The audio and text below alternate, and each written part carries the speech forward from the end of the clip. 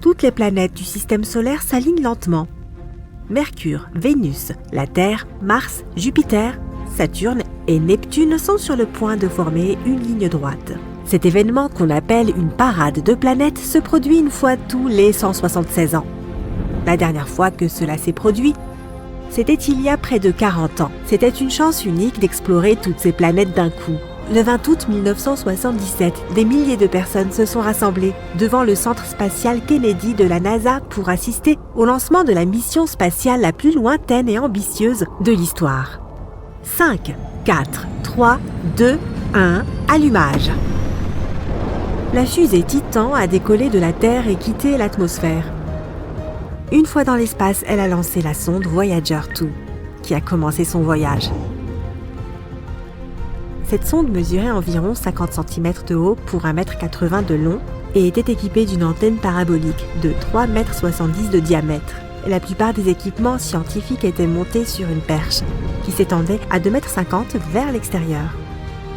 Le 5 septembre 1977, Voyager 1, une sonde identique, a quitté notre planète. Elle nous a envoyé des photos de la Terre et de la Lune. Elle a rapidement dépassé Voyager 2, lancée 2 semaines plus tôt. C'est pourquoi la deuxième sonde portait le numéro 1. Et c'est ainsi qu'a commencé son voyage dans le néant. Le 5 mars 1979, à environ 4 fois la distance entre la Terre et le Soleil, Voyager 1 s'est approchée de Jupiter, prête à l'analyser à l'aide d'une douzaine de gadgets, dont un système de caméras comprenant différents objectifs.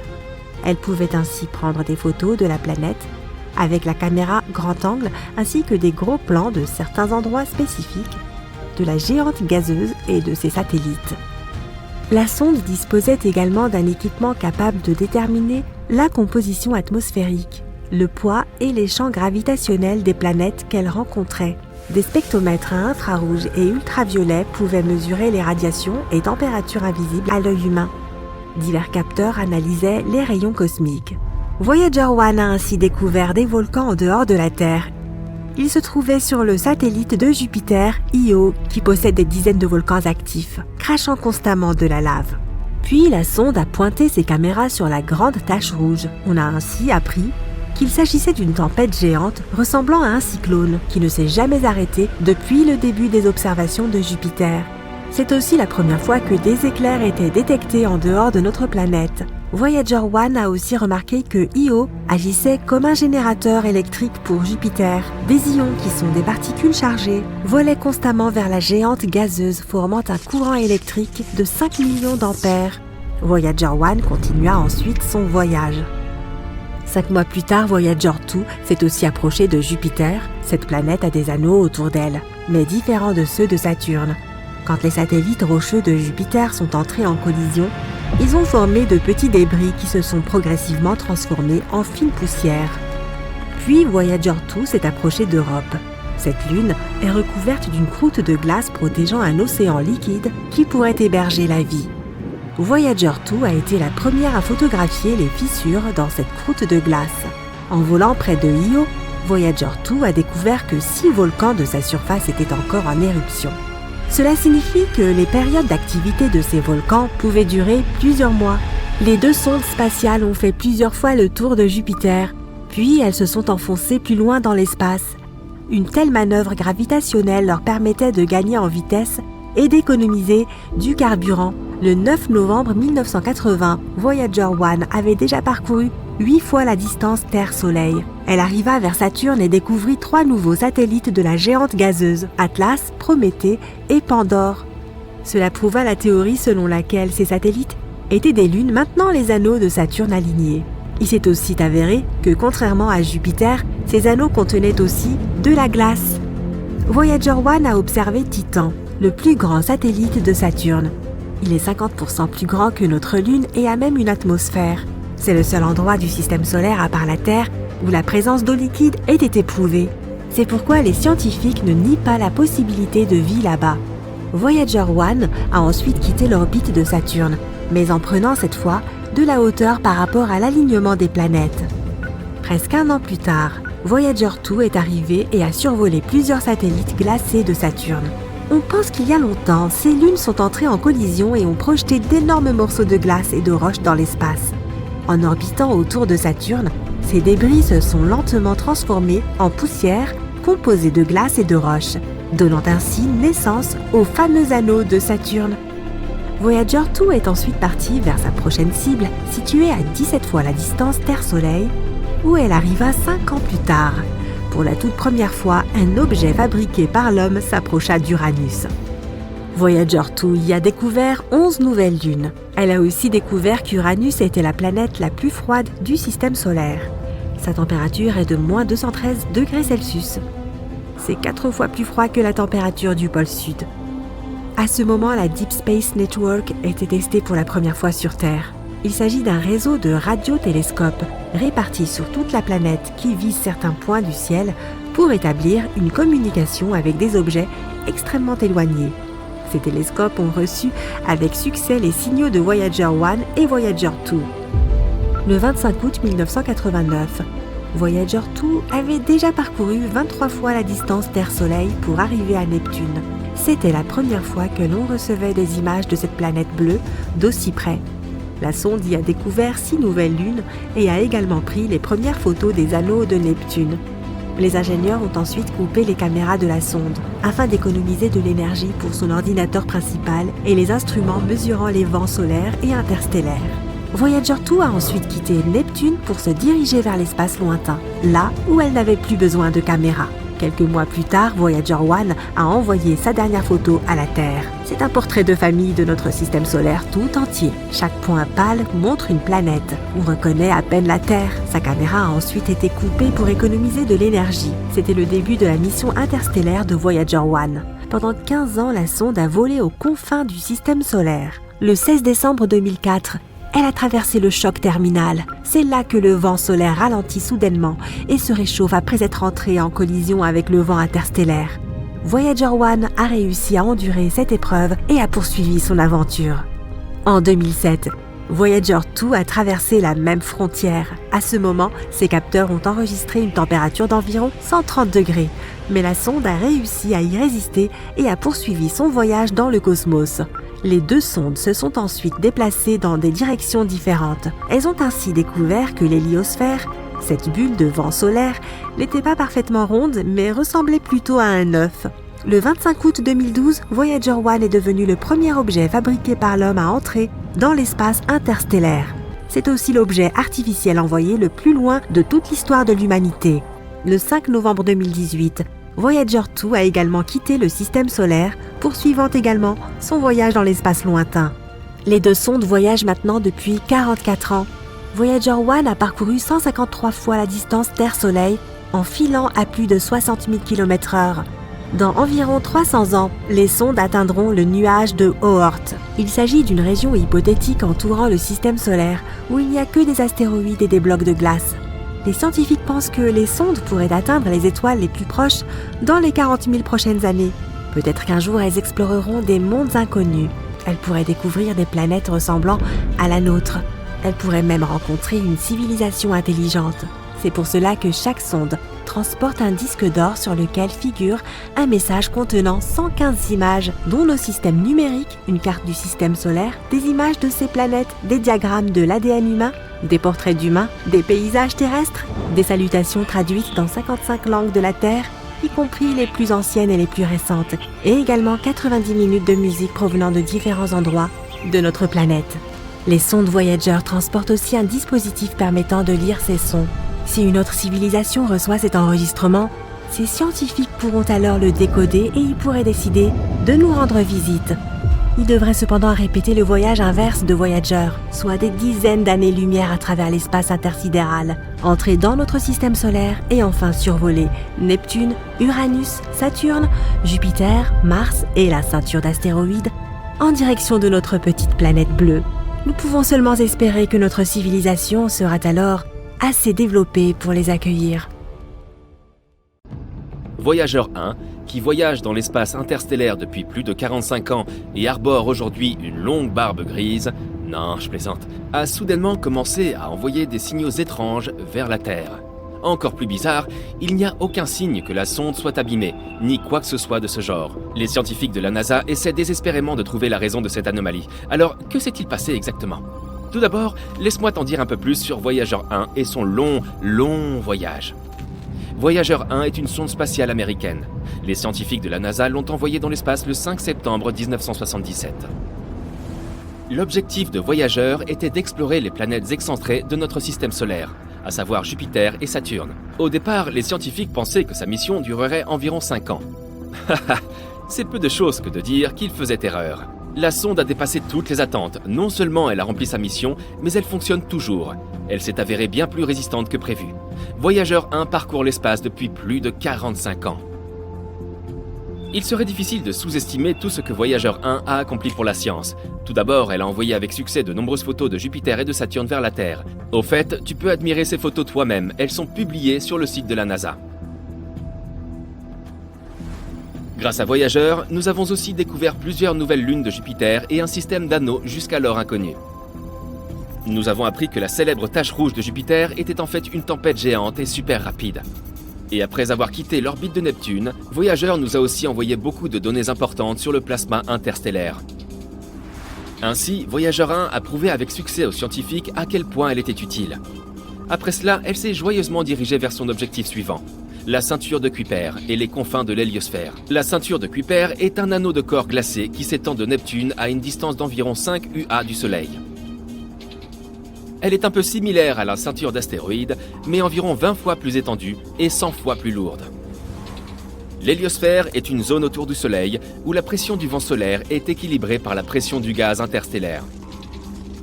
Oui, je sais, ça a l'air un peu compliqué et très pointu, dit comme ça. Mais garde à l'esprit que ces données nous aident vraiment à comprendre l'univers dans son ensemble. C'est donc la dernière mission de Voyager. Nous en dire plus sur l'espace interstellaire. La sonde nous a déjà envoyé plus de 60 images formant une mosaïque du système solaire à une distance de plus de 6,4 milliards de kilomètres de la Terre. Les scientifiques ont utilisé ces clichés pour composer une grande photo colorée. La photo a été baptisée un point bleu pâle. Et tu as probablement déjà deviné ce qu'est ce point. Oui, c'est à ça que ressemble notre Terre à travers les objectifs de Voyager. Cette photo montre clairement à quel point nous sommes minuscules. Mais Voyager 1 a aussi une autre mission, encore plus importante. Raconter à d'autres civilisations ce que nous sommes nous, les humains. Tu as peut-être entendu parler des fameux disques d'or de Voyager. Les scientifiques ont créé tout un tas de fichiers audio et vidéo et les ont enregistrés sur ces supports. Il y a plusieurs sections. La première contient Bonjour en 55 langues, y compris des langues anciennes et éteintes. Près de 80% des enregistrements sont des morceaux de musique différents. Musique classique, Bach, Beethoven, Mozart, Stravinsky. Musique folklorique de différents pays et différentes époques. Et un peu de blues, par exemple de célèbres chansons de Louis Armstrong et de Chuck Berry. Les 20% restants contiennent des enregistrements de différentes voix humaines, des sons de la nature et des cris d'animaux, ainsi que 116 images codées en signaux audio. Il y a aussi des enregistrements d'un discours de Kurt Waldheim, un ancien secrétaire de l'ONU, et de Jimmy Carter, le président américain de l'époque. Il s'agit simplement de messages amicaux. En plus des disques, les scientifiques ont aussi préparé un instrument pour les lire. Mais ne t'inquiète pas, ils ont aussi envoyé un dessin qui montre comment utiliser tout ce matériel et comment traduire les sons en images. Ils ont ajouté les coordonnées de la Terre, qu'ils ont créées à l'aide d'une carte des pulsars. Elle montre la position du Soleil dans la Voie lactée. Le disque a été emballé dans un boîtier en aluminium et recouvert d'or pour le protéger des radiations et de la poussière cosmique. Avec cet enregistrement, Voyager 1 a entamé son long voyage. Elle a déjà parcouru une sacrée distance. En ce moment, Voyager 1 se trouve à 154 unités astronomiques de nous, ce qui représente environ 23,3 milliards de kilomètres. Cela en fait l'objet de fabrication humaine le plus éloigné de la Terre. Avant, c'était la mission Pioneer 10 qui détenait ce record, mais Voyager l'a dépassé en 1998. Quelle bonne affaire pour la NASA, elle a largement dépassé sa date de péremption. Voyager 1 est en fait si cool qu'elle a même surpassé sa sœur jumelle, Voyager 2, qui, soit dit en passant, avait été envoyée dans l'espace 2 semaines plus tôt. Voyager 1 se déplace à une vitesse de 17 km par seconde, ce qui représente 56 000 km par heure. Pour comparaison, la voiture de sport la plus rapide du monde ne se déplace qu'à 491 km à l'heure. Il est donc difficile de concevoir la vitesse de Voyager. Quoi qu'il en soit, en ce moment, Voyager se dirige vers les frontières du nuage de Oort. C'est le nom d'une couche hypothétique d'objets glacés entourant le système solaire. Les astronomes n'ont pas encore confirmé son existence, mais ils sont presque sûrs qu'il est là. Après tout, les trous noirs eux-mêmes n'étaient qu'une théorie il n'y a pas si longtemps encore. Malheureusement, Voyager 1 ne reviendra pas dans notre système solaire. Elle restera en contact avec la Terre au moins jusqu'en 2025. Puis finalement, le contact sera perdu pour toujours. Dans 300 ans, elle atteindra les frontières du nuage de Oort. Et dans 30 000 ans, je ne serai plus là, moi, elle quittera enfin le système solaire. Enfin, si rien ne lui arrive en cours de route, 10 000 ans après ça, Voyager 1 s'approchera de l'étoile naine rouge Gliese 445, située dans la constellation de la Girafe. Ensuite, la sonde continuera probablement à se balader dans la Voie lactée. Et maintenant, parlons enfin de ces mystérieux signaux. Alors, que s'est-il passé ? Eh bien, une chose plutôt inhabituelle. Le Jet Propulsion Laboratory de la NASA, qui surveille et contrôle les 2 voyageurs, a signalé ce problème en mai 2022. Notre vieille sonde spatiale a soudainement commencé à envoyer des données étranges vers la Terre. Cette situation laisse même les ingénieurs de la NASA perplexes. Je parie que tu te dis « Oh, allez, elle est probablement simplement tombée en panne ou quelque chose comme ça ». Mais la vérité est que Voyager 1 va très bien. Elle fonctionne comme d'habitude, reçoit et exécute les commandes envoyées depuis la Terre et continue de collecter et d'envoyer des données scientifiques. Mais les relevés de l'AACS, qui signifie sous-système de contrôle d'attitude et d'articulation, ne nous montrent plus dans quel état se trouve réellement Voyager. Ce système assure l'orientation de la sonde dans l'espace et l'aide à rester en contact avec la Terre. Donc en gros, ces signaux signifient que l'orientation de la sonde dans l'espace est perturbée. Mais les scientifiques affirment que ce n'est pas le cas. Ils savent que la source du signal, l'antenne, se trouve dans la même position par rapport à la Terre que prévu. Le problème n'a déclenché aucun des systèmes de protection contre les défaillances. La sonde n'est même pas passée en mode sans échec. Alors, qu'est-ce qui se passe au juste dans l'univers ? Suzanne Dodd, la responsable du projet, affirme que le problème n'est en fait pas si inattendu. Après tout, Voyager 1 a déjà 45 ans. L'experte admet que ce qui arrive à la sonde reste un mystère pour eux. Ils ne savent pas exactement d'où proviennent ces données incorrectes. Et la façon dont cela affectera le fonctionnement de Voyager n'est pas très claire. Elle ajoute cependant que ce n'est pas si surprenant que cela, étant donné que la sonde se trouve dans l'espace interstellaire. Le niveau de radiation y est très élevé. Aucun vaisseau spatial n'a jamais atteint ce point auparavant.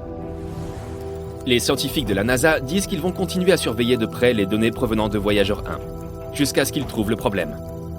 S'ils le trouvent, l'équipe directrice essaiera de le résoudre. Sinon, ils devront s'adapter à ces nouvelles conditions. Mais il se peut que la seule compréhension du problème ne suffise pas vraiment. Il faut pas moins de 20h33 pour recevoir un signal de Voyager. Et il faut le même temps pour y répondre. Au moins, la deuxième sonde, Voyager 2, va très bien. Même si elle se trouve aussi actuellement dans l'espace interstellaire à une distance de 19,3 milliards de kilomètres de la Terre. Quoi qu'il en soit, nous ne pouvons qu'attendre des nouvelles et espérer que le problème sera résolu. En fait, je me demande combien de temps Voyager 1 va encore durer. Sera-t-elle capable de voler jusqu'aux frontières du nuage de Oort dans 300 ans ? Et toi, qu'en penses-tu ? Donne-moi ton avis dans les commentaires. Des milliers d'étranges vaisseaux spatiaux pénètrent dans l'espace aérien de la Terre. Ils descendent sur notre planète et traversent les villes, plongeant le monde dans un chaos total. Soudain, la porte du plus grand vaisseau s'ouvre et une étrange créature en sort. Elle essaie d'imiter notre langue et dit qu'ils viennent d'une étoile lointaine, Proxima Centauri. Une telle chose pourrait se produire car des scientifiques ont récemment capté un étrange signal radio en provenance de cette étoile. Proxima Centauri est l'étoile la plus proche de notre système solaire. Elle se trouve à seulement 4,2 années-lumière. Cela signifie qu'un rayon de lumière qui part de cette étoile atteint la Terre en 4,2 ans. Cela correspond aussi à 270 000 fois la distance entre la Terre et le Soleil. L'étoile Proxima Centauri elle-même est trop pâle pour que nous puissions la voir à l'œil nu dans le ciel nocturne. Mais son système cache un petit secret. Envolons-nous vers elle et regardons tout ça de plus près. Voici donc cette naine rouge. Elle est 7 fois plus petite que notre Soleil et 8 fois plus légère. Proxima Centauri est 1,5 fois plus grande que Jupiter et presque 150 fois plus lourde. Mais ce que nous cherchons est un peu plus loin. C'est Proxima Centauri b, une planète semblable à la Terre. Elle n'est que 10% plus grande que la Terre et se trouve dans la zone habitable de l'étoile.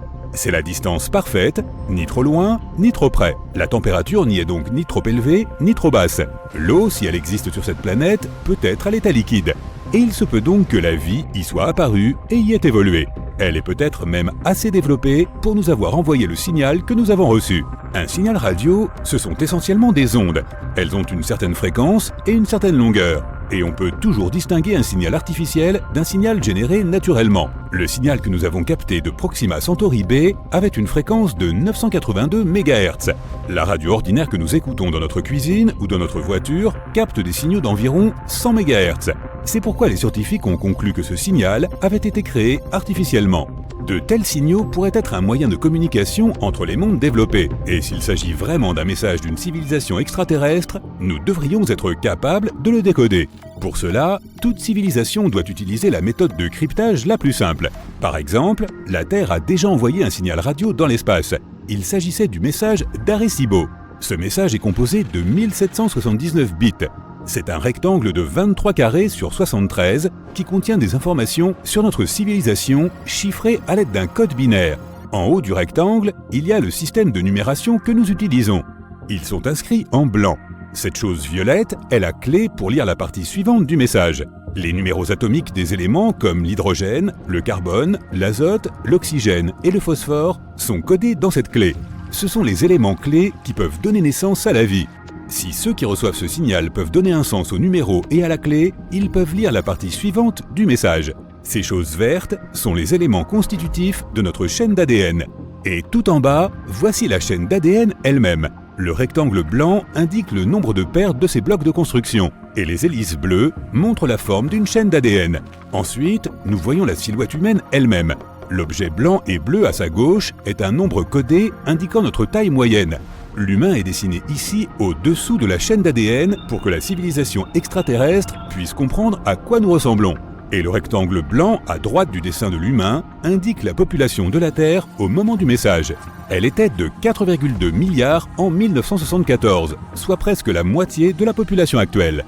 La partie suivante est un dessin de notre système solaire. Le grand carré jaune est le Soleil. Viennent ensuite toutes les planètes de notre système, y compris Pluton. À l'époque, elle était considérée comme une planète.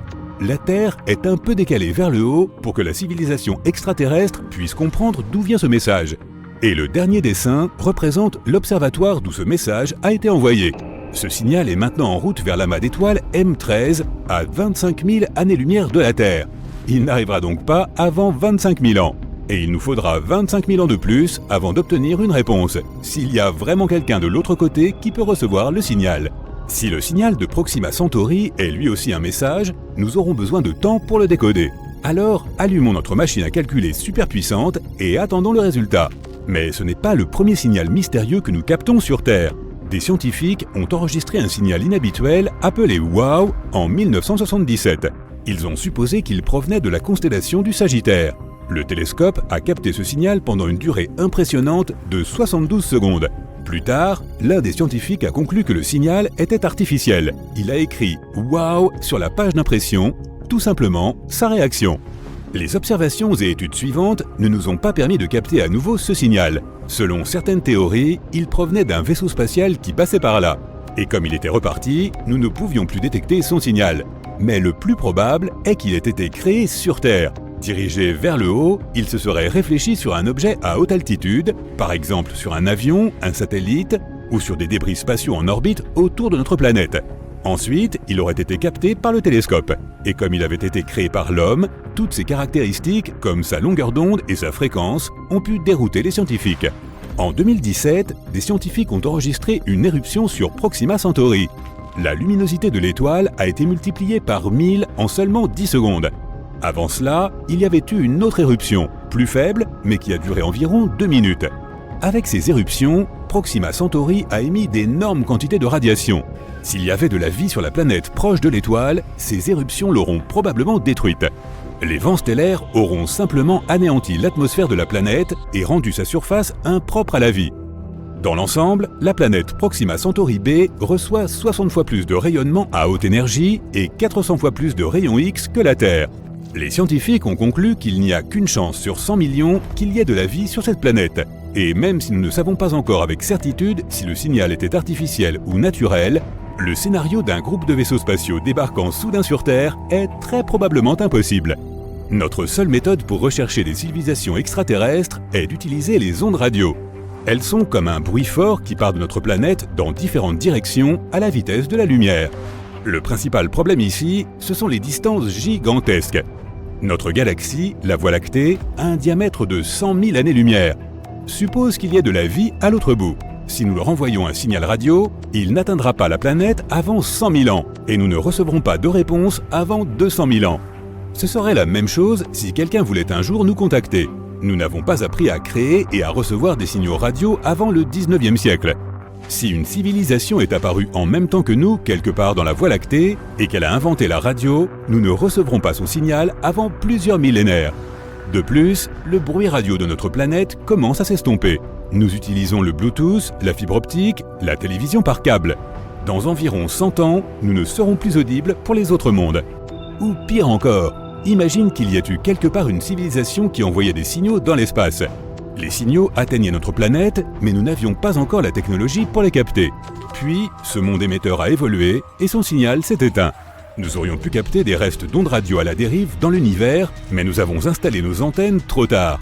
Il y a environ 2000 milliards de galaxies dans l'univers. Chacune d'entre elles contient des milliers de milliards d'étoiles semblables à notre Soleil. Il y a peut-être une planète près de l'une d'elles qui ressemble à la nôtre. La vie pourrait y être apparue. Cette civilisation lointaine, tout comme nous, regarde dans ses télescopes et espère capter un jour le signal radio d'une planète inconnue. Hé, réveille-toi, vite, écoute ça. C'est un signal FM de 5 secondes provenant des lunes de Jupiter. Tu cherches à tâtons ton téléphone et tu informes tes collègues. Ils s'affolent de la nouvelle et se précipitent au laboratoire. Tu es un scientifique qui travaille avec la sonde Juno, chargé d'explorer Jupiter depuis des années. Mais c'est la première fois que tu es témoin de quelque chose d'aussi inhabituel. Ganymède est la plus grande lune de Jupiter et aussi la plus grande de notre système solaire. Si ce corps spatial n'était pas en orbite autour de Jupiter, il serait classé comme une planète. Elle est même plus grande que Mercure et Pluton. Ce qui distingue cette lune des autres est le fait qu'elle possède son propre champ magnétique. Elle est née il y a environ 4,5 milliards d'années, ce qui signifie qu'elle est aussi vieille que Jupiter elle-même. Ce corps spatial de la taille d'une planète met 7 jours terrestres pour tourner autour de sa propre planète. Tout le monde se rassemble au laboratoire, attendant impatiemment que tu passes l'enregistrement du signal venant de l'espace. Tes collègues se mettent au travail, essayant de trouver la source de ce son mystérieux. Environ 40% de la surface de Ganymède est sombre, avec des cratères éparpillés un peu partout, et 60% est de couleur claire. On y trouve des formations qui ont probablement été causées par une activité tectonique ou par la libération d'eau sous la surface. Les scientifiques ont réussi à découvrir une fine couche d'oxygène piégée dans l'atmosphère de cette lune. Les températures y sont extrêmement basses, entre moins 110 degrés et moins 130 degrés. On n'a pas beaucoup d'informations sur le comportement de la Lune ou sur les éléments chimiques qu'elle recèle. Certains de tes collègues essaient de recréer les mêmes conditions que celles qui existaient lorsque le son a été transmis. Pendant des heures, ils restent assis à attendre, mais rien. C'était peut-être un coup de chance. Tu arrives au poste de contrôle et tu actives la sonde spatiale Juno. Les objectifs principaux de cette mission sont d'observer la gravité de Jupiter, les champs magnétiques, l'atmosphère et l'évolution de la planète. D'ailleurs, nous avons aussi des preuves que la plus grande lune de Jupiter évolue. Comme elle est entourée d'un champ magnétique, des aurores boréales y apparaissent en permanence. Ce sont des gaz incandescents qui encerclent les pôles nord et sud de la Lune. Si la vie existait dans un tel endroit, elle se développerait probablement au fond de l'océan très salé de Ganymède. Pendant longtemps, les scientifiques ont pensé que le Soleil était un élément crucial pour créer la vie. Mais aujourd'hui, nous savons que certains organismes vivent au fond des océans. Ceux-ci se débrouillent très bien sans lumière du Soleil. Les océans de notre planète regorgent de créatures parmi les plus bizarres, de toutes formes et de toutes tailles. Les lys de mer vivent à quelques 3000 mètres sous l'eau. Ils ont reçu ce nom parce qu'ils ressemblent à des fleurs. Sauf que ce ne sont pas des plantes, mais des animaux. Ne te laisse pas tromper par leurs tiges et leurs feuilles. Ce sont des parties de leur corps équipées de terminaisons nerveuses afin de détecter la nourriture autour d'eux. Les requins lutins font probablement partie des requins les plus étranges vivant au fond de l'océan. Ils peuvent atteindre 3,50 m de long et ont un museau très inhabituel. Maintenant, regarde la baudroie. Elle a une boule bioluminescente sur la tête pour attirer ses proies et se diriger dans les sombres fonds marins. C'est une lampe de poche naturelle qui n'a jamais besoin de nouvelles piles. Mais seules les femelles en sont dotées. Le blobfish est un autre animal bizarre vivant au fond de l'océan. Il peuple les océans Atlantique, Pacifique et Indien à 2700 mètres de profondeur. Quoi qu'il en soit, même si tu as demandé à tout le monde de garder la nouvelle confidentielle, elle transpire dans les médias d'une façon ou d'une autre et devient un nouveau sujet brûlant. Tu reçois un appel d'une agence de presse. Ils veulent t'interviewer sur cette découverte qui pourrait prouver que la vie existe dans l'espace. Le lendemain, tu te rends à la chaîne d'information pour parler de ta découverte. Tu as tout un public en direct dans le studio qui observe chacun de tes mouvements, même lorsque tu tends la main pour attraper ton verre d'eau. L'équipe se précipite pour faire quelques vérifications de dernière minute avant que tu ne sois en direct à l'antenne. La maquilleuse fait quelques dernières retouches, l'ingénieur du son te demande de tester ton micro une fois de plus. Plusieurs des producteurs sont assis sur les sièges de devant.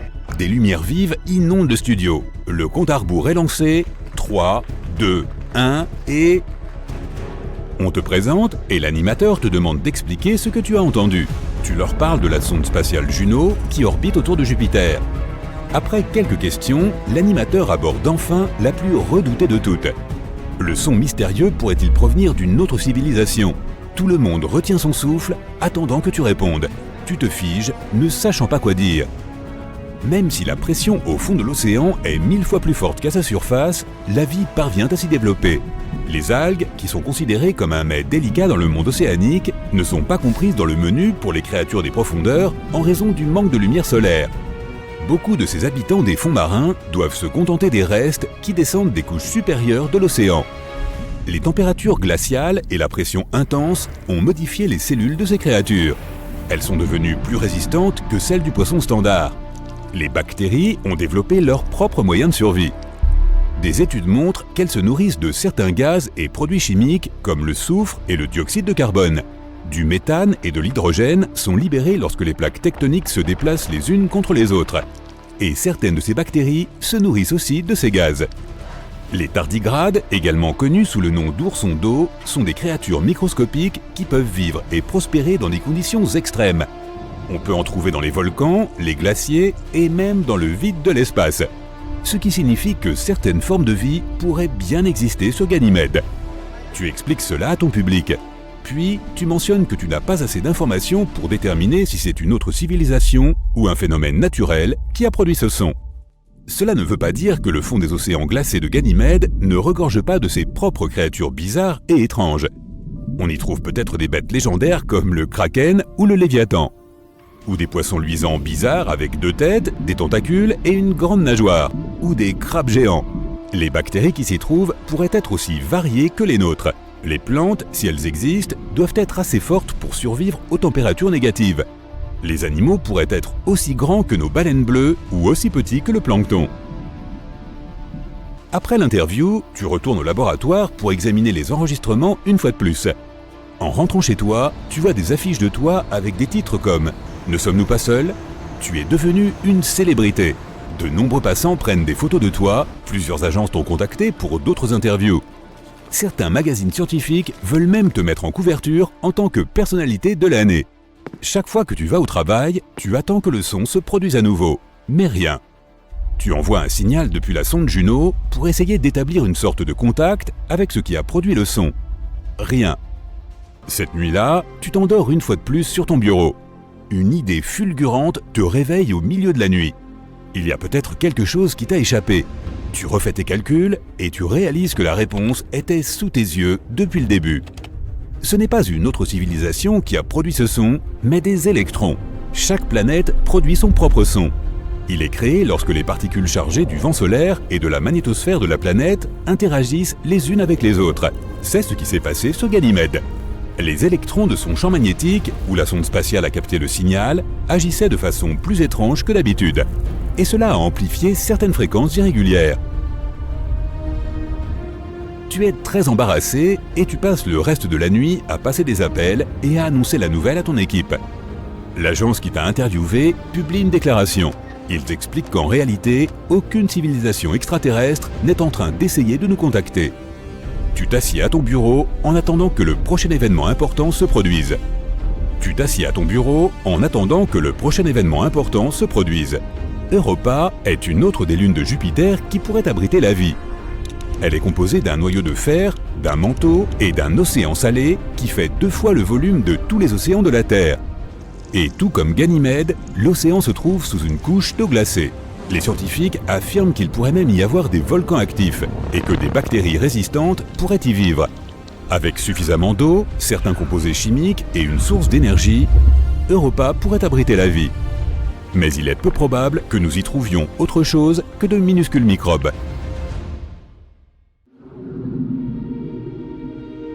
Allez, on écoute bien. Vénus a plus de volcans que n'importe quelle planète du système solaire, plus de 1600. Et un jour sur Vénus, mesuré par le temps que la planète prend pour tourner une fois sur son axe, prend plus de temps qu'il n'en faut pour faire le tour du Soleil. Waouh! Et ça, ce n'est que lundi. Un effet de serre extrême réchauffe la surface de la planète jusqu'à 465 degrés Celsius, suffisamment chaud pour faire fondre du plomb. Là-bas, les vents atteignent la vitesse de 720 km/h dans la couche médiane de nuages, soit plus vite que les tornades les plus rapides de notre planète. À la surface de Vénus, la pression est 90 fois plus élevée qu'au niveau de la mer sur Terre. Mais ça me paraît être un endroit génial pour passer des vacances reposantes, hein? Et récemment, cet endroit incroyable est devenu encore plus intrigant. Dans l'atmosphère toxique de Vénus, il y a quelque chose qui pourrait révéler l'existence de la vie. Malheureusement, les scientifiques n'ont pas eu l'opportunité de récolter des spécimens de microbes ni de prendre des photos de la vie extraterrestre. Mais ils ont découvert un élément chimique appelé phosphine, et ce n'est pas rien. Si ce n'est pas un élément chimique précédemment inconnu qui produit ce gaz, alors il doit y avoir une sorte de vie microbienne impliquée dans le processus. La phosphine est composée de 3 atomes d'hydrogène et d'1 atome de phosphore. Ce gaz est toxique pour n'importe quelle forme de vie qui nécessiterait de l'oxygène, dont nous autres, humains. Sur notre planète, la phosphine se trouve dans des endroits avec très peu, voire pas d'oxygène. Par exemple, les marais et les marécages. Ce gaz est créé par des mélanges complexes de bactéries qui vivent là. Il peut être aussi produit industriellement. Le plus étrange dans tout cela, c'est que la phosphine n'est pas supposée se trouver dans l'atmosphère de Vénus. Ce gaz a besoin d'une pression et d'une température précises, ainsi que de tonnes d'hydrogène pour se former. Il ne serait pas surprenant de le trouver sur Saturne ou Jupiter, les fameuses géantes gazeuses. Mais sur Vénus, totalement inattendu. Il n'est pas possible que la phosphine soit produite naturellement sur cette planète. De petites quantités peuvent être créées lors d'éruptions volcaniques, d'orages électriques, d'explosions de minéraux à la surface, ou lorsque des météorites entrent dans l'atmosphère de Vénus. Mais c'est loin d'être suffisant pour expliquer ce que les astronomes ont observé. Cela n'expliquerait en effet qu'un 10 millième de la phosphine observée au télescope. Mais reprenons depuis le début. En 2017, un groupe de scientifiques dirigé par Jane Greaves de l'université de Cardiff a commencé à utiliser le radiotélescope de James Clerk Maxwell à Hawaï. L'idée principale étant de chercher de la phosphine, un gaz qui serait un signe de vie sur Vénus. Au retour des données, les chercheurs les ont analysées et ils ont été choqués. La présence de phosphine était impressionnante. L'équipe a même regardé les résultats plusieurs fois. Elle voulait s'assurer qu'aucune autre substance n'imitait la présence du gaz de phosphine. Alors, est-ce que cela veut dire qu'il y a de la vie sur Vénus? Pas nécessairement. Si ce gaz est créé par de mystérieux organismes, la question est de savoir comment ils survivent sur Vénus. Sur notre planète, des microbes peuvent prospérer dans l'environnement avec une acidité de 5%, mais pas plus. Sur Vénus, cependant, les nuages sont presque entièrement faits d'acide. Et même s'il y a une température plutôt agréable de 30 degrés Celsius, ces nuages contiennent plus de 90% d'acide sulfurique. L'ADN, les acides aminés, les protéines, les composants de la vie sur Terre seraient dissous en un clin d'œil. La surface de la planète est trop chaude pour qu'une molécule complexe n'aboutisse à la vie. L'atmosphère de Vénus est aussi 50 fois plus sèche que l'endroit le plus aride de notre planète. Il existe une théorie selon laquelle les microbes pourraient se cacher dans les rares gouttelettes d'eau qui flottent dans l'atmosphère, mais cela n'a pas encore été prouvé. Aujourd'hui, l'équipe demande plus de temps d'observation à l'aide du télescope. Les scientifiques vont chercher d'autres gaz associés à la vie. Mais même s'ils trouvent plus de preuves, les formes de vie sur Vénus seraient faites de composants absolument différents de ceux qu'on trouve sur Terre, où ils pourraient être protégés par une coquille résistante à l'acide sulfurique. Elle peut être faite de substances telles que le soufre, la cire, le graphite ou de choses inimaginables. Bien sûr, certains experts se demandent si la vie est bien possible sur Vénus. Ils pensent que le gaz pourrait être produit lors de processus géologiques ou atmosphériques qui ont lieu sur la planète. Mais les partisans des deux théories s'accordent sur une chose, la découverte est extraordinaire. Curieusement, les astronomes ont toujours tenté de découvrir des signes de vie sur les lunes gelées des planètes géantes, voire même plus près, sur Mars. Mais ils n'ont jamais pensé à Vénus. Si les futures observations du télescope et les prochaines missions spatiales confirment que la phosphine est produite par des organismes vivants, nous aurons une excellente surprise. Alors on connaîtrait une planète avec une biosphère qui pourrait nous accueillir. Et cette planète serait tout près de la Terre. En parlant de visiter Vénus, néanmoins, serait-il possible pour l'homme d'atterrir sur cette planète? Après tout, les robots atterrissent bien à la surface de Mars. Et Vénus est plus près de la Terre que Mars. Mais elle a aussi des conditions plus difficiles. La planète est plus chaude que Mercure, même si Vénus est presque 2 fois plus éloignée du Soleil. Les températures sont plus chaudes que le point de fusion de n'importe quel métal. Et certains, comme le plomb ou le bismuth, tombent un peu comme de la neige sur les pics des plus hautes montagnes. Si tu atterris sur cette planète, tu ne trouverais rien que de la roche stérile. Les plaines géantes de basalte regorgent de volcans et de montagnes. Dans certains endroits, la surface fond à cause de la chaleur qui se trouve dessous. Après en avoir relâché un peu, la roche se solidifie à nouveau. Si l'on se rend un jour sur cette planète, il faudra probablement construire une ville flottante dans les nuages de l'atmosphère de Vénus. À environ 50 km de la surface, les conditions, comme la pression et la gravité, sont similaires à celles de la Terre. La température est plutôt gérable aussi, environ 75 degrés Celsius. Il faut s'imaginer la vallée de la mort en Californie lors d'une journée très chaude. La pression atmosphérique est 2 fois moins importante que celle que nous avons au niveau de la mer chez nous. Si tu vas dehors, tu peux t'en sortir sans combinaison pressurisée. La pression que tu ressentirais serait la même qu'en haut du mont Kilimandjaro. De plus, cette colonie serait mieux protégée des rayons du soleil que sur Mars. Si l'atmosphère était la destination finale de la mission, faire atterrir un vaisseau spatial, ou plutôt le faire planer dans l'air, serait tout à fait différent. L'idée est d'utiliser un dirigeable dans la strate haute de l'atmosphère durant de longues périodes. Le dirigeable, enrobé d'une enveloppe protectrice, entrerait dans l'atmosphère de la planète à la vitesse de 7 km par seconde. En quelques 7 minutes, la vitesse retomberait à 0,45 km par seconde. Ensuite, un énorme parachute s'ouvrirait. Cela ralentirait encore plus le vaisseau. Et alors, les choses deviendraient encore plus trépidantes. L'enveloppe protectrice, dont on n'aurait plus besoin, disparaîtrait. Le ballon se gonflerait tout seul, en poursuivant sa course vers la surface de la planète. Sa vitesse serait alors de 100 mètres par seconde. Bientôt, on n'aurait plus besoin de parachute. L'équipage s'en débarrasserait et le vaisseau se remplirait complètement d'air. Si tout se déroulait comme prévu, il s'arrêterait à 48 km au-dessus de la surface de Vénus. Ensuite, le dirigeable voyagerait autour de la planète. Il se déplacerait grâce au vent qui pourrait atteindre 350 km/h au-dessus de la strate supérieure des nuages. Si tu décidais de t'approcher de la surface, cependant, tu devrais être très précautionneux. Au milieu de la couche du nuage, le vent peut être 2 fois plus puissant. Le dirigeable pourrait se remplir d'un mélange respirable d'azote et d'oxygène.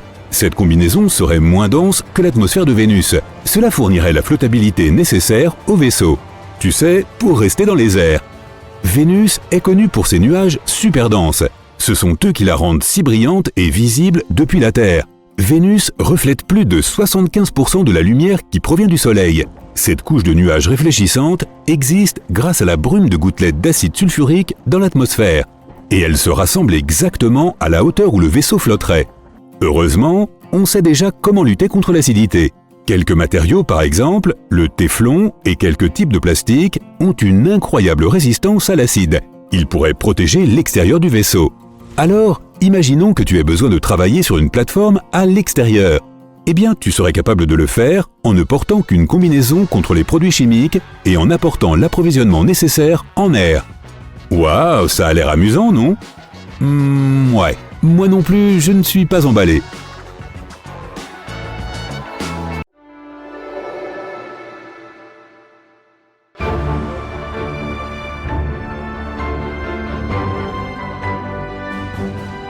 Le 20 août 1977, la mission spatiale la plus ambitieuse de l'histoire a décollé de la Terre. L'objectif principal de Voyager 2 était d'étudier de près le système solaire externe.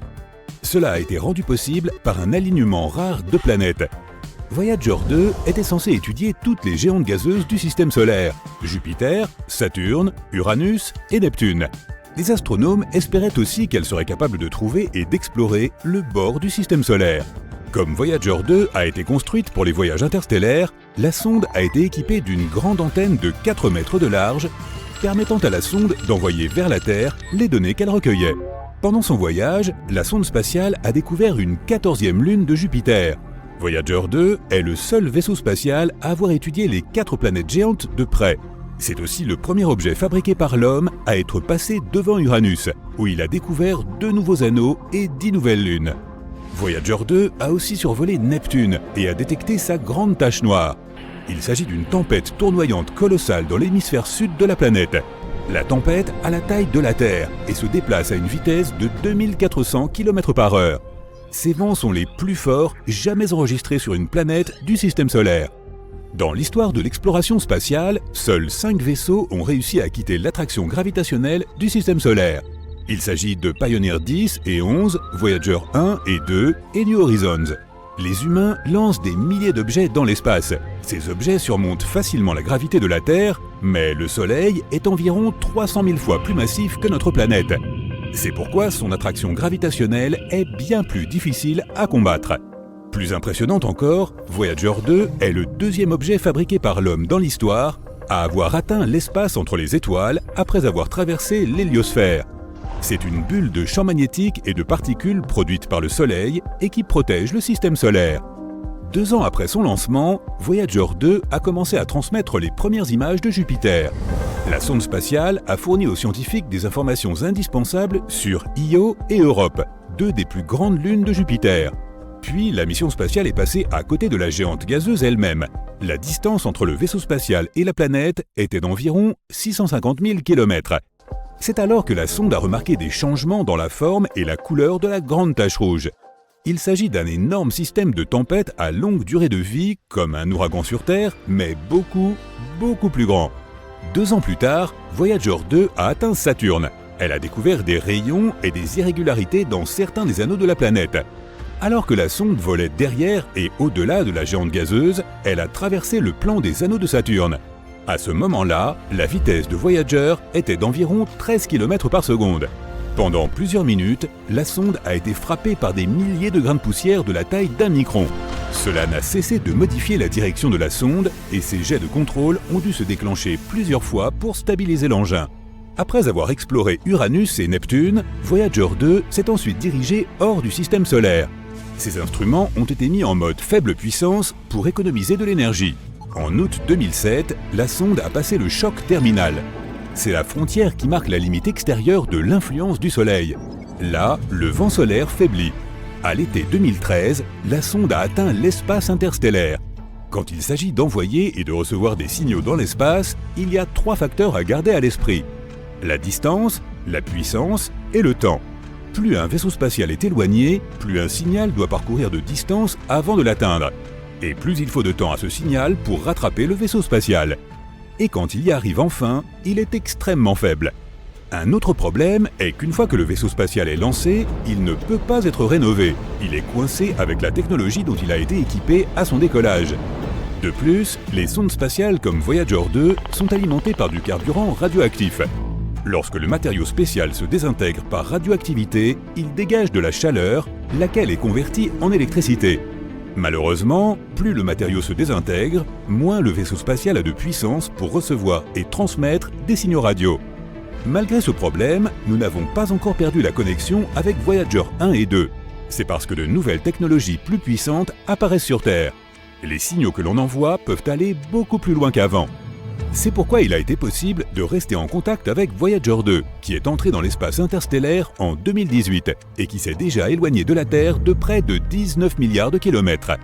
Mais en mars 2020, la pièce principale de l'équipement qui permettait aux scientifiques d'échanger des signaux avec le vaisseau spatial s'est éteinte. Après l'arrêt des communications avec la sonde, la NASA a passé environ 11 mois à mettre à niveau son Deep Space Network et à installer un nouveau matériel. Le DSN est un réseau international d'énormes antennes radio qui aide les astronomes sur Terre à communiquer avec les missions interplanétaires. Ces antennes sont situées en Californie, à Madrid et à Canberra. Celle utilisée pour garder le contact avec Voyager 2 est une antenne de 70 mètres de large à Canberra. C'est le seul équipement capable d'envoyer des directives qui peuvent atteindre la sonde. Cette antenne, connue sous le nom de DSS-43, a commencé à fonctionner en 1972, 5 ans avant les lancements de Voyager 1 et 2. À l'époque, elle ne mesurait que 64 mètres de diamètre. Depuis, l'antenne a subi de nombreuses réparations et améliorations. Mais ces 11 mois ont été les plus longs pendant lesquels l'antenne aura été hors ligne. En octobre 2020, l'antenne était enfin prête pour un essai après toutes les remises à niveau et autres réparations. Les opérateurs de la mission ont envoyé une série de commandes à Voyager 2. Et après plusieurs mois de silence radio, la sonde a renvoyé le signal. La sonde a confirmé qu'elle avait entendu l'appel. Ensuite, le vaisseau spatial a exécuté les commandes. Pendant que l'antenne était hors ligne, les opérateurs de la mission pouvaient effectivement recevoir des données scientifiques et des nouvelles de l'état de Voyager 2. Les astronomes ont continué à recevoir des données de l'espace interstellaire, la région située à l'extérieur de l'héliosphère du Soleil. Mais ils ne pouvaient pas envoyer de commande à la sonde, car elle était trop éloignée de la Terre. L'antenne améliorée a été équipée de 2 nouveaux émetteurs radio, et cela a été fait juste à temps. L'un des émetteurs, qui était utilisé pour communiquer avec Voyager 2, n'avait pas été remplacé depuis presque 50 ans. L'antenne a aussi reçu de nouveaux équipements de refroidissement et de chauffage et d'autres éléments électroniques nécessaires pour supporter les émetteurs avancés. Une chose curieuse à propos du Deep Space Network est que ces antennes radio sont positionnées de manière très précise. Elles sont espacées de manière égale autour du globe. De cette façon, presque tous les vaisseaux spatiaux peuvent rester en contact avec au moins une installation à tout moment. Mais Voyager 2 est une exception. En 1989, elle a effectué un survol rapproché de Triton, la lune de Neptune. C'était la seule rencontre rapprochée que l'on ait eue avec la 8e planète du système solaire et sa lune. À propos, Triton est le plus grand objet connu qui serait né dans la ceinture de Kuiper. C'est un anneau en forme de beignet autour du Soleil, rempli d'objets glacés. Voyager 2 a découvert le système d'anneaux de Neptune et ses minuscules lunes intérieures. La sonde a aussi recueilli beaucoup d'informations étonnantes sur Triton. Par exemple, il est apparu clairement que la Lune était couverte de cryovolcans. Au lieu de cracher de la roche en fusion, ces volcans crachent de la glace composée d'eau, d'ammoniac et de méthane. Lorsque la sonde spatiale New Horizons est passée devant Pluton plus de 25 ans plus tard, elle a découvert le même phénomène sur la planète naine. Quoi qu'il en soit, pour faire ce détour, Voyager 2 a dû passer au-dessus du pôle nord de la géante de glace. Mais cela a modifié la trajectoire de la sonde, la faisant dévier vers le sud par rapport au plan des planètes. Depuis, Voyager 2 se déplace dans cette direction. Et maintenant, la sonde est si loin qu'elle est hors de portée des antennes radio de l'hémisphère nord, celles de Madrid et de Californie. Cela fait de DSS-43, qui se trouve dans l'hémisphère sud, la seule antenne suffisamment puissante et diffusant juste la bonne fréquence pour envoyer des commandes à Voyager 2. Voyager 1, la jumelle de la sonde, qui voyage plus vite, n'a quant à elle pas modifié sa trajectoire. Après être passée devant Saturne, elle a pris un chemin différent. C'est pourquoi aujourd'hui, elle peut facilement communiquer avec les 2 installations de l'hémisphère nord. La mise à niveau dont a bénéficié le complexe de Canberra peut aussi profiter à d'autres missions spatiales, comme par exemple le rover martien Perseverance, qui a atterri sur la planète rouge le 18 février 2021. L'antenne sera également cruciale pour l'exploration d'autres planètes et de la Lune. Des sons étranges et inhabituels sortis de nulle part se répandent dans toute notre galaxie, se répétant constamment, et nous n'avons jamais rien entendu de tel auparavant. Les scientifiques l'ont découvert en 2020 et cela ne ressemblait à aucune des autres signatures énergétiques qu'ils avaient déjà étudiées. Des signaux radio clairs et puissants se produisent de temps à autre et disparaissent mystérieusement en l'espace d'une journée. Cela ne correspond au profil d'aucun corps spatial que nous connaissions. Le signal est un peu irritant et il disparaît de façon aléatoire. Lorsque les scientifiques ont essayé de faire correspondre le signal avec les observations d'autres télescopes, il avait disparu. Les étoiles de faible masse émettent parfois des ondes radio, mais pas ici car leur équivalence s'exprime surtout en rayons X. Les étoiles effondrées très denses comme les pulsars et les magnétars ne constituent pas non plus une explication possible. La solution la plus proche qu'ils aient trouvée est une classe mystérieuse d'objets que nous connaissons sous le nom de source radio du centre galactique, GCRT. Il s'agit d'une source radio qui brille et s'illumine rapidement. Elle se désintègre près du centre de notre galaxie et pourrait nous aider à percer les mystères de l'univers. Si tu avais une voiture volante capable d'accélérer à la vitesse de 95 km/h, tu n'aurais besoin que d'1 heure pour aller dans l'espace. La Lune est un peu plus loin, 400 000 km, soit environ 10 fois la circonférence de notre planète. Cela signifie qu'un voyage sur la Lune reviendrait à faire le tour du globe 10 fois de suite, ce qui prendrait moins de 6 mois. Un voyage vers Pluton prendrait plus de 800 ans. Proxima b est la voisine semblable à la Terre la plus proche que nous ayons. C'est un petit monde rocheux qui tourne autour de l'étoile voisine la plus proche de notre Soleil. Elle tourne autour de la zone habitable de son astre, une zone suffisamment éloignée de toute autre étoile pour que les conditions y soient modérées. Ni trop froide, ni trop chaude, et pour que l'eau liquide puisse exister, du moins hypothétiquement. Si tu essayais de te rendre sur Proxima b à une vitesse de 40 200 km/h, ce qui est la vitesse des fusées lunaires Apollo, il te faudrait plus de 112 000 ans pour y arriver, et tu ne pourras peut-être pas respirer là-bas. Personne ne sait si Proxima b possède une atmosphère. Les humains explorent l'univers en permanence, mais nous ne pouvons voir qu'environ 5% de la matière qui s'y trouve, et Albert Einstein a été le premier à réaliser que l'espace vide n'est pas vraiment vide. Tout ce que nous ne pouvons pas voir est en fait composé de matière invisible, aussi appelée matière noire, combinée à une chose appelée énergie noire. Si tu essayais de verser de l'eau dans l'espace, en dehors d'un vaisseau spatial bien sûr, elle se mettrait immédiatement à bouillir ou à s'évaporer. C'est parce qu'il n'y a pas d'air ni de pression atmosphérique dans l'espace. Lorsque la pression de l'air diminue, la température à laquelle tu dois normalement faire bouillir l'eau diminue également. Cela signifie que l'eau bout beaucoup plus vite au sommet d'une montagne qu'au niveau de la mer par exemple. Il n'y a pas de pression atmosphérique dans l'espace. L'eau pourrait donc bouillir à une température très basse. Les scientifiques pensent qu'il y a au moins 2 milliards de galaxies dans l'espace. Nous ne connaissons pas le nombre réel et nous ne le connaîtrons probablement jamais, mais ils ont essayé de le calculer par extrapolation en comptant le nombre de galaxies que nous pouvons voir dans une zone assez petite et restreinte du ciel. On pourrait croire que l'univers est parsemé d'étoiles et de quelques planètes ici et là, mais notre galaxie natale compte au moins 100 milliards de planètes. Si tu remplis un ballon d'hélium et que tu le lâches, tu remarqueras qu'il volera très haut. Il montera dans l'atmosphère, mais n'ira pas dans l'espace. Plus il monte, plus l'air de notre atmosphère se raréfie. Ton ballon s'élèvera jusqu'au point où l'atmosphère qui l'entoure a le même poids que l'hélium qu'il contient. Cela se produira à une hauteur d'environ 32 km au-dessus de la surface terrestre. C'est donc l'altitude maximum qu'un ballon à l'hélium puisse atteindre. Nous ne savons pas vraiment quelle est la taille de l'univers, nous ne pouvons pas voir ses bords et nous ne savons même pas s'il a un bord. La technologie actuelle nous permet de voir à une distance d'environ 14 milliards d'années-lumière de notre planète. Cela signifie que nous pouvons voir environ 28 milliards d'années-lumière de diamètre, en commençant par la couche la plus externe de notre atmosphère, qui se termine à environ 960 km au-dessus de la surface de notre planète. Quoi qu'il en soit, la taille de l'univers change constamment et s'agrandit avec le temps. Mercure est la planète la plus proche du Soleil, si bien que la plupart des gens pensent que c'est aussi la planète la plus chaude. Pourtant, c'est Vénus qui détient ce titre. C'est la deuxième planète la plus proche de notre étoile centrale, environ 30 millions de kilomètres plus loin du Soleil que Mercure. Mais Mercure n'a pas d'atmosphère. Or, cette dernière agit comme une sorte de couverture chauffante qui aide à maintenir la chaleur provenant du Soleil. Vénus a une atmosphère étonnamment épaisse, environ 100 fois plus épaisse que celle de la Terre. Son atmosphère ne laisse pas sortir la chaleur, elle la conserve et rend Vénus de plus en plus chaude. De plus, elle est principalement composée de dioxyde de carbone, qui laisse librement entrer l'énergie solaire. Mais il est moins transparent et perd donc moins les radiations à grande longueur d'onde émises par la surface chaude.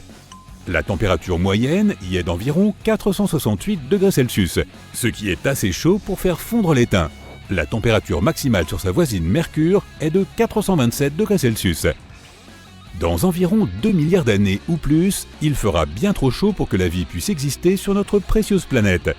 Au fil des centaines de millions d'années à venir, notre Soleil continuera à être de plus en plus chaud et brillant. Finalement, les températures seront si élevées que nos vastes océans seront évaporés. Comme ils produisent 70% de l'oxygène dont nous avons besoin pour survivre, il n'y aura pas de vie sans eux. Tout cela signifie que notre planète deviendra tout simplement un vaste désert, un peu comme les Mars aujourd'hui. Pluton, anciennement considéré comme une planète très éloignée et aujourd'hui requalifiée de planète naine, a un plus petit diamètre que la largeur des États-Unis. La plus grande distance du Maine à la Californie du Nord est d'environ 4700 km, alors que le diamètre de Pluton n'est que de 2371 km. Pluton est très loin, mais le bord de notre système solaire est 1000 fois plus éloigné que cette planète naine. Et les astronomes ont trouvé de nombreux objets spatiaux en orbite autour de notre Soleil, bien plus loin que Pluton, tels que les objets de la ceinture de Kuiper et les objets transneptuniens. Il y a aussi le nuage de comète d'Oort qui se trouve à une demi-année-lumière de Pluton, également 1000 fois plus loin. Une étoile à neutrons est vraiment très lourde. Une cuillère à café remplie du matériau de cette étoile pèserait 6 milliards de tonnes. Les étoiles à neutrons sont issues d'énormes étoiles qui n'ont plus de carburant. L'étoile en déclin explose et son noyau se désagrège, mais à cause de la gravité, il forme une étoile à neutrons extrêmement dense. Ces étoiles ont généralement une masse allant jusqu'à 3 soleils, mais leur rayon est d'environ 10 km, ce qui en fait l'un des objets les plus denses de notre univers, du moins à notre connaissance.